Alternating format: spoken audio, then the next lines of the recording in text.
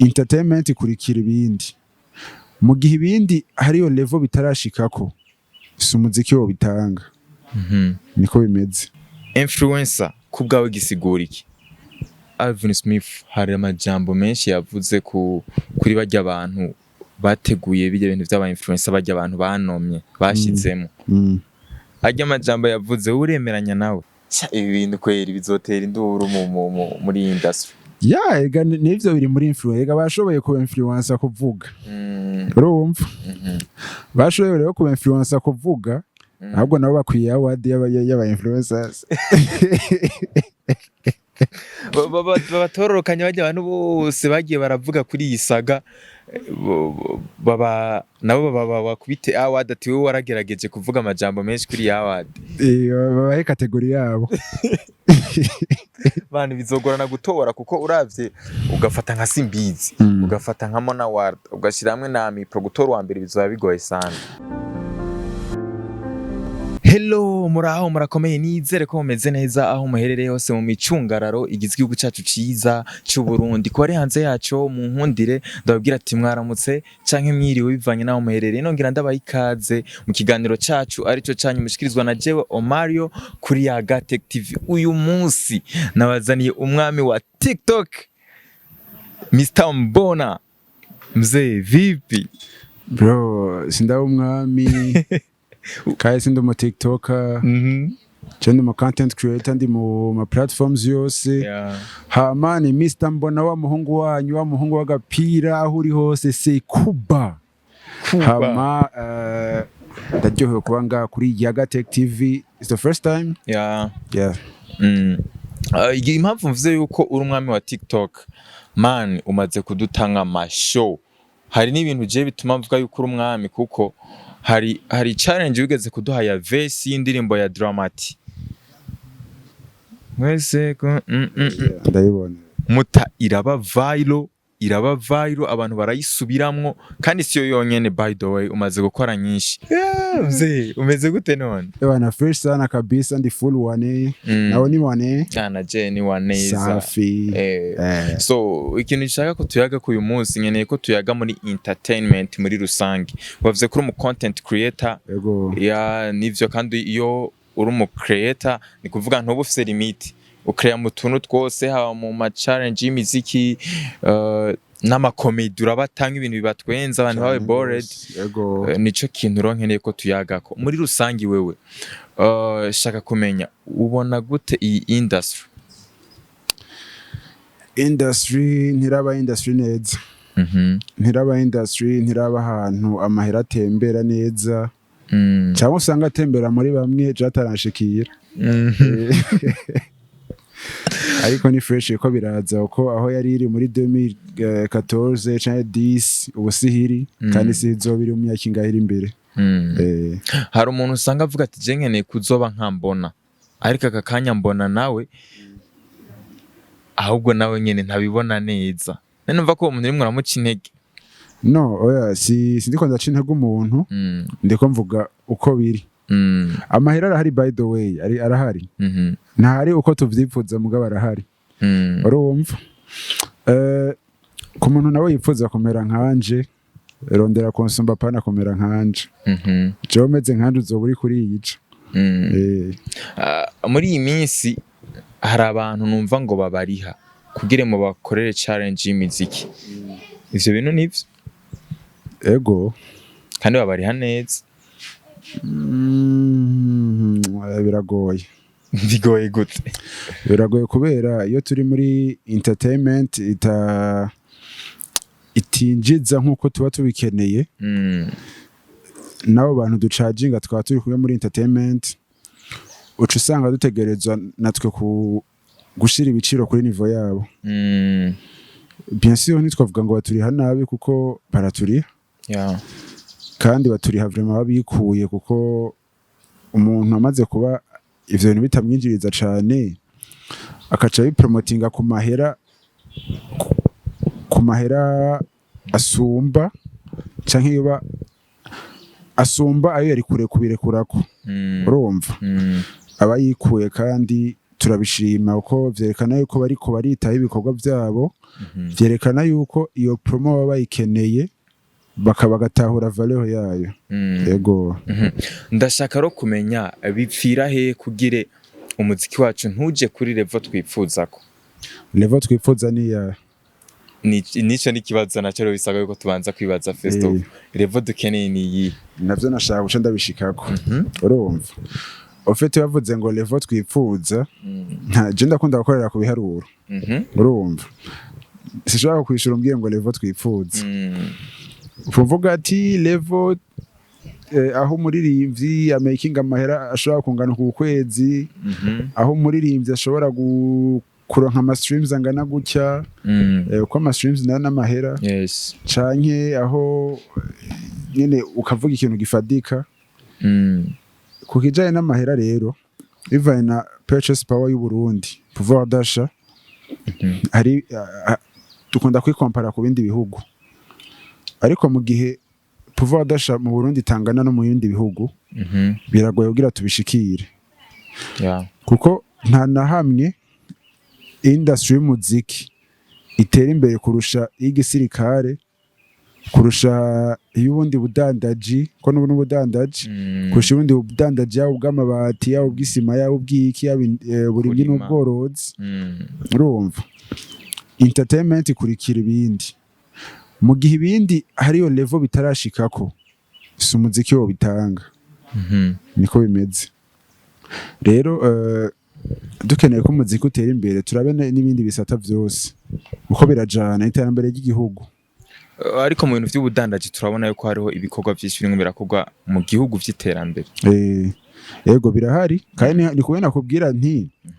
n'umuziki aho wari uri muri ntuze muri 2010 comedy aho yari muri 2010 journalisme aho yari muri 2010 ikintu cyose aho cyari kiri muri 2010 yo kikiri turatera imbere kujya mu budandaji bazana ama strategy mashasha bazana inyubako nshasha bazana iki gishasha no muri entertainment biraza bishasha ariko ntivyosumba ibisanzwe kuba ibirisanzwe kuba hejuru yavyo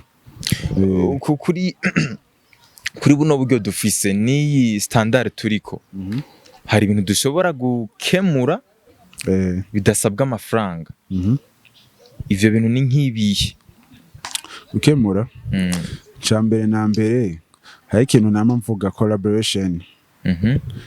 collaboration no kwiga uno munsi urashobora kubaza umuririmbyi uti ubuziki muri kariyeri yawe kugira utere imbere ati mbuze mu manager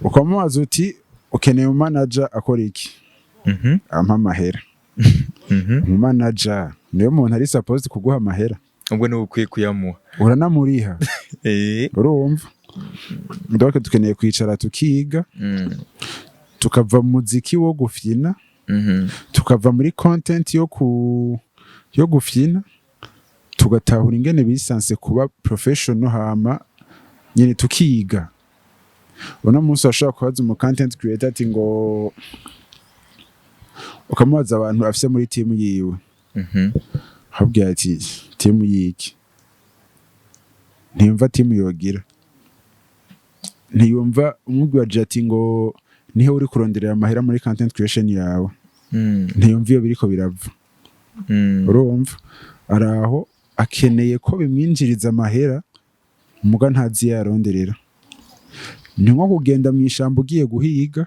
utazi nico ugiye guhiga utazi n'inzira ucamwe ni ukuvuga winjiye mu ishamba utazi ico ugiye guhiga utazi n'iyo uja ntamenya n'ivyo utwara rero nico kimwe no kuja muri entertainment urondera amahera utazi iyo yaronderera urumva ugenda uyanayana nyene wicara ngaho ukajuza kwidoga ngo ntayariyo urumva ukaza kumenya ama strategy hariyo umuntu yambwiye ati ngo baravaye na manager wiwe ndamubaza nti kubera iki urumva ngo ivyo ngo nashaka ko dushika ko nitwabishitse ko iki niki ngo nabona vraiment ari karantesha umwanya ndamubaza nti washaka ko mushika kuki acambwira ibintu atanu bihuriye no mu manager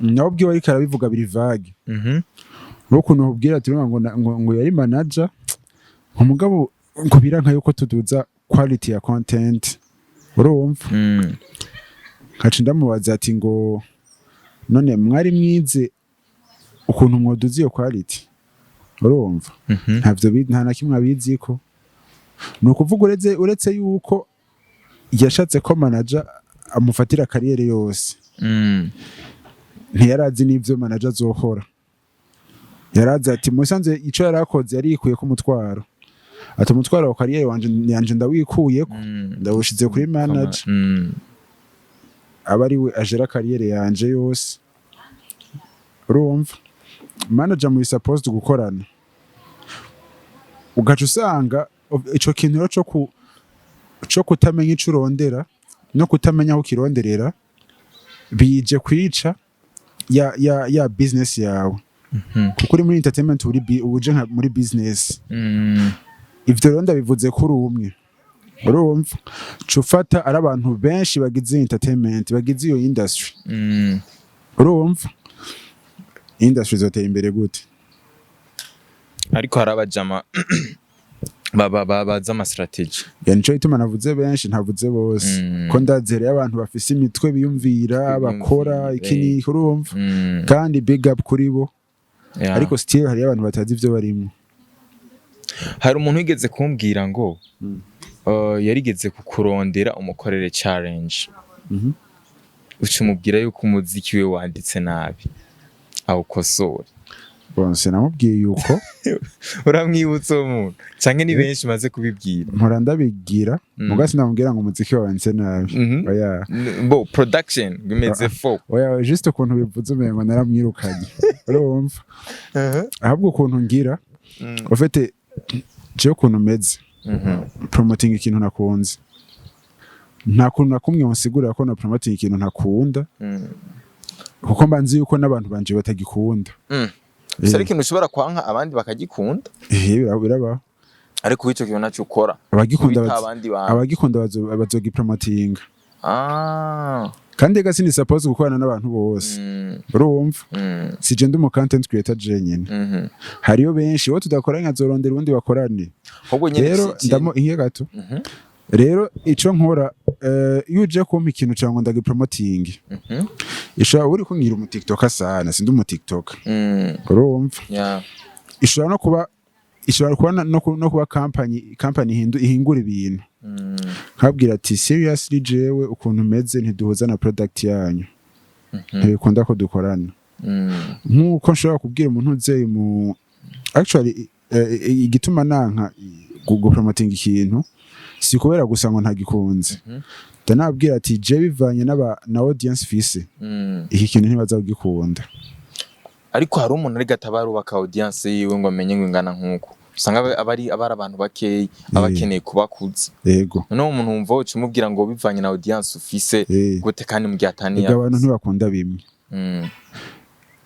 dufate ku indirimbo abamama bakunda si y'abajene b'imyaka 15 bakunda shaka kuba nifitiye audience y'abamama ukacunzanira indirimbo y'abajene yo muri club niki ahubwo ati bro audience yanje ntikunda ibi ndashobora no gushanda nakubwira ati ushaka abaza gukunda indirimbo yawe rondera naka urumva uri mu professionnel ya ico ne kintu cyo gukorerako kandi ico kintu kiri no muri vya bindi vyo kutiga audience yawe ya professionalism navuga harimo no kumenya audience yawe ukamenya ati abantu ufise naba ego nivyo ndashobora kwanumvirizwa n'igihugu cose mugaba fans bukuri babandi mvuga ati naho no dekona gute abaguma bavuga ati n'umuntu wacu yakosheje azokwikosora ariko tumugumako bamenye umaze kubamenya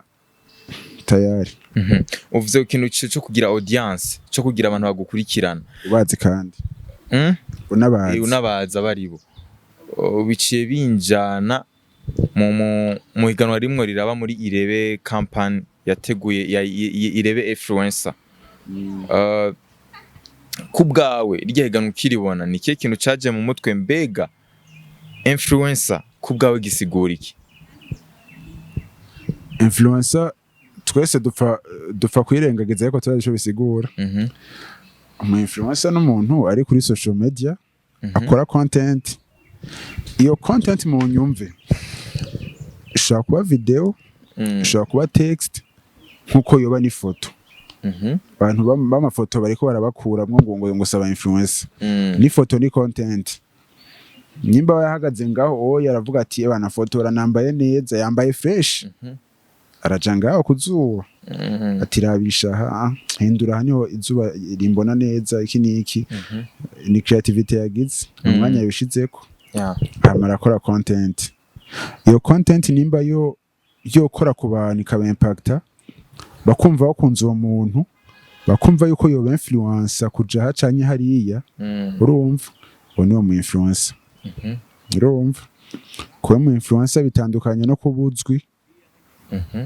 Kandi umva abantu bose bazwi saba influencer.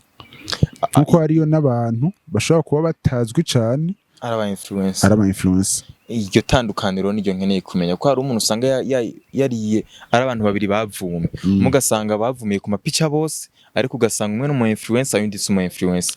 Tandukanye rabo bantu babiri bose bifotoje kandi bose bavumye bamenyekanye. Umu influencer muri abo bantu babiri ninde utora umu influencer nawe niyo bameze gute?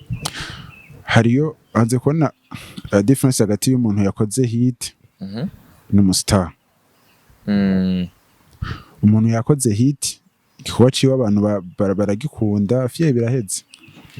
Maybe azosubira batemye indi hit. Mugabo nta muntu uzobaza ati ngo ninde muntu ukurikirana cyane ukundi iki niki ngo akubwire rya zina ry'umuhit maker. Akubwira wa muntu wiwe yikundira naho yoba adatera amahit menshi.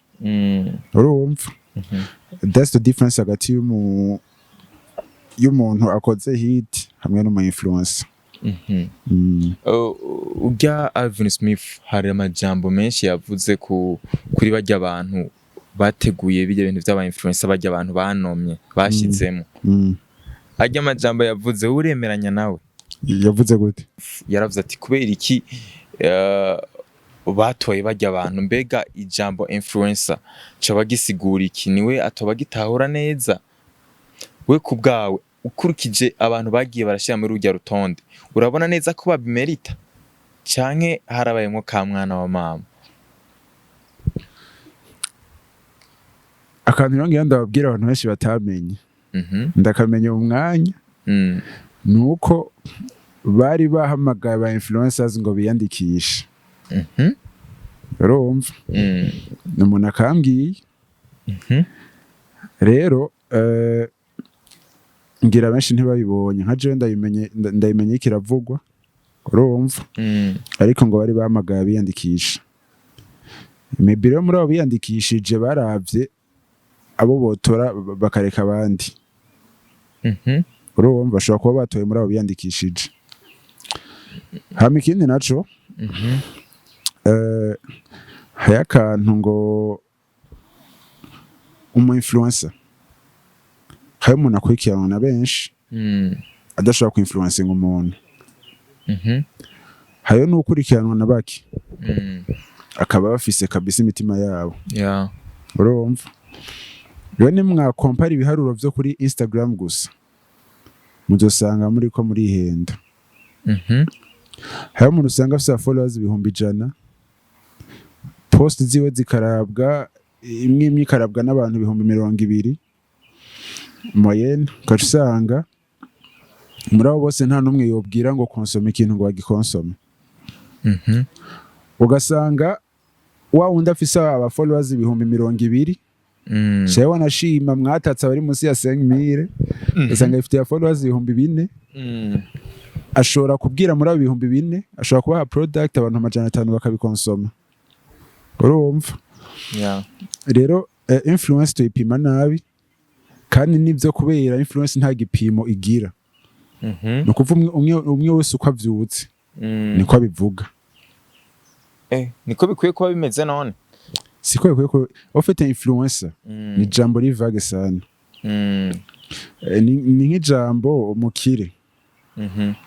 Je ndashobora kwita umukene kubera maybe mbona mbaye ubuzima bwiza kurusha. Yes. Hakaba ari wundi yipfuza ivyo ufise akakwita umutunzi.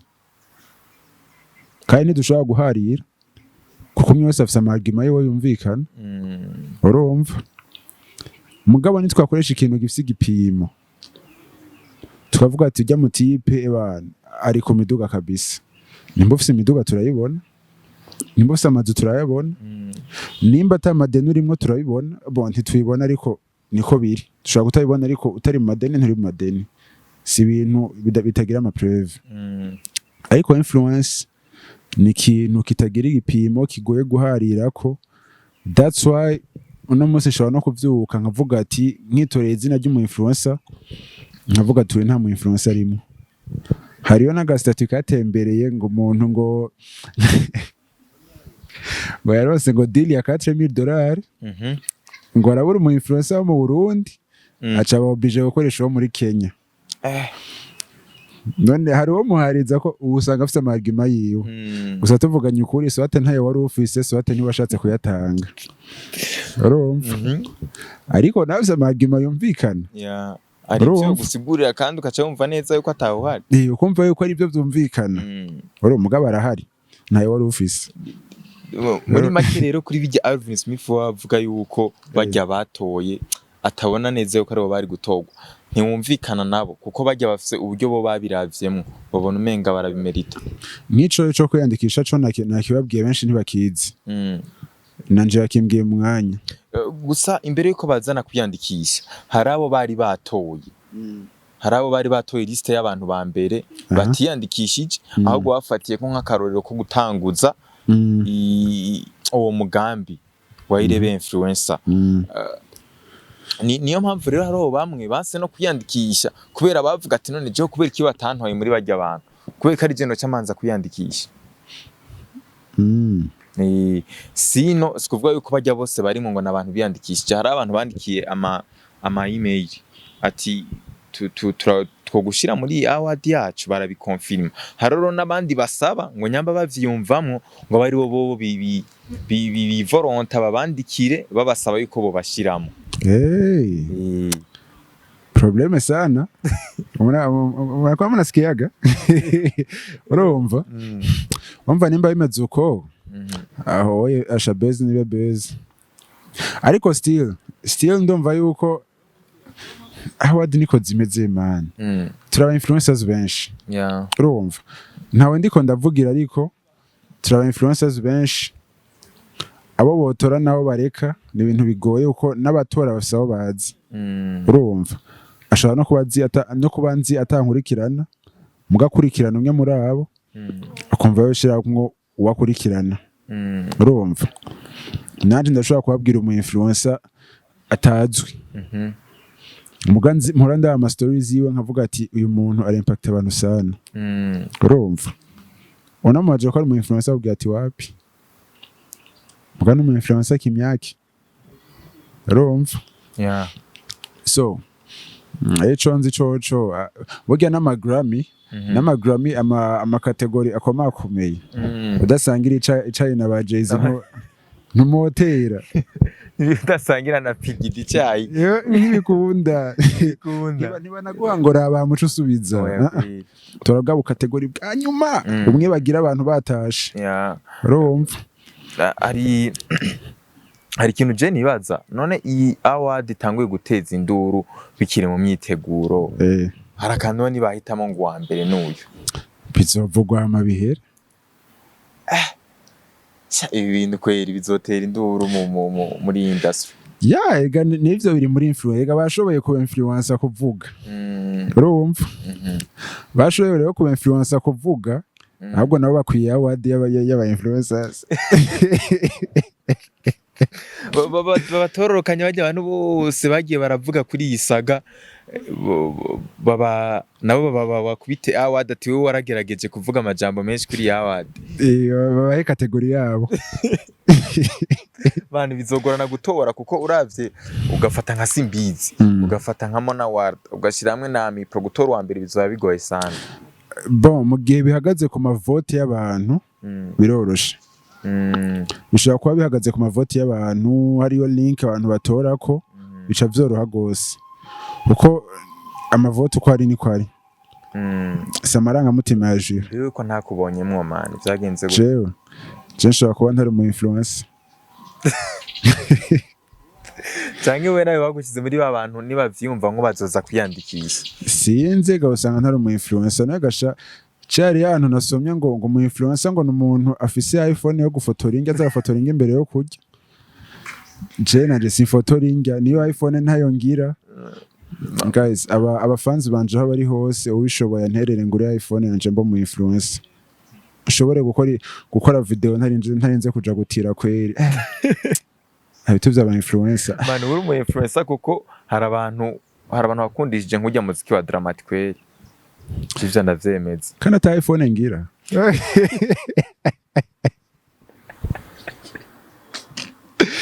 Oya man ivyo nivyo gukoza ariko umuntu agerageje gukora ku ma statistic man urafise ikibanza kinini sana. Urakoze. Ikibazo kimwe ngomba ndakubaza. Ubu hari umuntu yotungwa no kuba umu content creator akaba ari ivyo bigutunga gusa hano mu Burundi. Biragoye ariko birashoboka. Duhere kuri wewe. Nivyo bigutunze?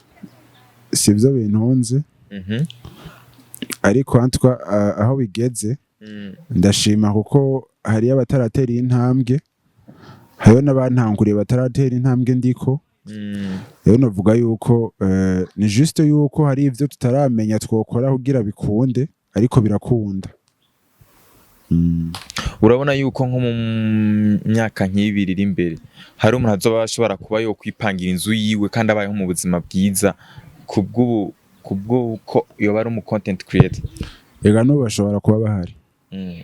Bashobora kuba bahari. Amadisi ni menshi kweri. Amadizi yuko je nibaze ko uburyo mwinjiza mw'inoti ari bwa buryo mwakoranye n'umustar mukamupromotingira igikorwa umustar runaka aho ngaha mu Burundi mukamupromotingira umuziki. Oya ivyo nta n'amahera menshi arimo. Ubundi buryo ni ubuherera. Hari uburyo bwinshi bwo kwinjiza amahera nk'umu content creator tuza turiga inzira yigisha abantu. Okay guys, dukirana nk'umuntu yoba akeneye kumuba. Haraje company ikeneye gupromoting product yabo nkundi muri contrat na Vitaro. Haraje company ikeneye gupromotinga ibikorwa byabo aho niho hantu hambere aba influencers bahora binjiriza amahera. Hariyo kulauncinga product yawe ugakoresha izina ryawe kugira uyipromoting dora tubona babigira. Urumva hariyo ku umuntu uzi mu influencer ashobora kuvuga ati ikintu ndabaha kuri social media hariyo abakeneye kumenya kugikora akaba formation. Angelo arabigira arigisha abantu gutamba kandi akoresha izina ryo mu kubipromoting. Urumva ofete sifi ko wicara ukiyumvira inzira zo kwinjiza amahera muri influence yawe ni nyinshi sana. Tudukeneye juste kwicara tukiyumvira kuko twese ntituzogwanira inzira imwe ngo tuyishobore. Ugiye ugira list y'aba content creators bari mu Burundi wo ruhuri kuragira rusansuma yabo. Urumva mugabo ugiye kuraba abicara bagapanga ama strategy bagaplanifya ibijanye na career yabo ni bake sana. Ya professionalism nayo ndavuga niyo tubuze. Nta nari muzobona company itera imbere idafise business plan, idafise marketing plan, idafise ngivyo dokese hano handitse amahera yasohotse nayinjiye iki niki. Urumva rero ukoye bitabaho uko ivyo bitabaho niko n'umu influencer n'umu content creator n'umuririmbyi n'umuki ubwiwe ni brand nawe ategerezwa kuba afise ama plan. Uzorabe amalebo akomeye muri Afrika cyangwa ku isi impapuro usanga bafise bariko bapanga ama strategy nibiki biteye ubwoba ni ukwemera ko ari umuririmbyi usanze umenyereye abarundi ni ukwemera ko ari umuririmbyi. Urumva rero iyo professionalism niyo tubuze yonyine ino apfa kumva gusa yo fata ka video abagiye akira kumva afite inspiration yo kuja muri stu kera abagiye mubaze ati ngo waravye iki ugira usohora indirimbo ntavyo nzi ushaka kuyipromotinga kwa bande ntavyo nzi nkeneye abarundi bayikunde abarundi si bamwe ntibakunda bimwe urumva rero iyo utamenye kwicara ukiyumvira ukandika nta kintu kiri professional uri kurakora nta career uri kurubaka dusa n'abarangiza ndashaka utubwire kuri buno buryo bukeya dufise mu Burundi utubwire ikintu ubona cokogwa kugire tuve ku ntambwe imwe tuje ku yindi. Icambere na mbere twe turiko dukoresha uburyo buke ya pouvoir d'achat iri hasi mu Burundi ntiri mu bandi iri mu Barundi bose urumva apana bose ubukene nubwo umuntu subwa igihugu urumva ariko natwe bwira turimo ya pouvoir d'achat iri hasi turimo no kuvuga ari ibintu udashobora kwafodinga bikenewe mu kazi kacu uca usanga dutegerezwa kubiramplasa na creativity renze urumva n'aba content creators bakeyi ino batangurira kuri quality ya bien urumva ni bakeyi banayishikana ni bake sana urumva ariko ukamenya ukuntu ramplasa kimwe n'ikindi hari umuntu twari turavugana arambwira ati ngo bro ngo hajya ngo amasets umuntu afise mu buzima ni umwanya ubumenyi n'amahera urumva nizo assets zitatu tuba dufise mu buzima iyo udafise kimwe urashobora kukirondeza ibindi urashobora kurondera ubumenyi ukoresheje amahera n'umwanya urashobora kurondera amahera ukoresheje ubumenyi n'umwanya urashobora kurondera umwanya ukoresheje ubumenyi n'amahera urumva rero icara uharure muri ivyo ufise ubikoreshe mu kurondera ivyo udafise urumva ibintu bisaba kwicara ukiga si ibintu ukora wiruka comme planificateur ahandi irevre usanga akazi kawe ari gukora content yari yabaplanifiye mugabe mahera yuko bari hantayo ufise icara planifie urumva ushobora no kuba ufise uwo mwanya utakaza icara planifie rondera ubumenyi burakenewe for example nka jewe murandaba editing ama video yaba ntazi kuyigira no sesagura amahera menshi masuko yasesagura uko mbaguze ikintu nkeneye urumva guze ikintu nkeneye suko yasesagura ariko notanga amahera menshi urumva amahera ntayafise iyo quality ntayifise urumva camfata ya video nkaca ndondera ukuntu ndayishiramwo creativity nyinshi ku buryo umuntu aza kwira bifise quality ntoya akavuga ati antuka yari yakoze urumva rero tumenye kwiga kurondera ico tudafise dukoresha ivyo dufise bizodushikana kure ariko still tukamenya ico turondera ingene tukirondera. Yes. Merci sana muta. Nibaza yuko umuntu yaravye video hari ibintu vyinshi ayungukiyemo. Reka ndagushimire cyane ku mwanya wafashe ukawuduha nizera yuko n'ikindi gihe nene na gutuma ko uzotwitaba. Cyane gose.